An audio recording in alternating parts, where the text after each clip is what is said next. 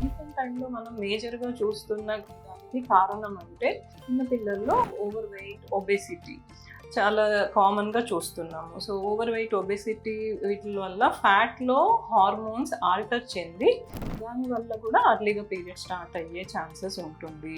And unhealthy dietary habits in recent టైమ్స్లో పిల్లలకి high sugar content ఉండే drinks, fast foods, bakery items ఇవన్నీ consumption ఎక్కువ అయింది.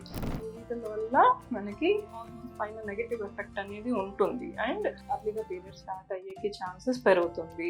నెక్స్ట్ థింగ్ వచ్చి వాళ్ళకి స్ట్రెస్ లెవెల్స్ కంపారిటివ్ అంటే ముందు కాలంతో కంపేర్ చేస్తే పిల్లలకి comparatively even 5th class 6th class నుంచి కూడా education related stress or some other stress అనేది ఎక్కువ చూస్తున్నాము.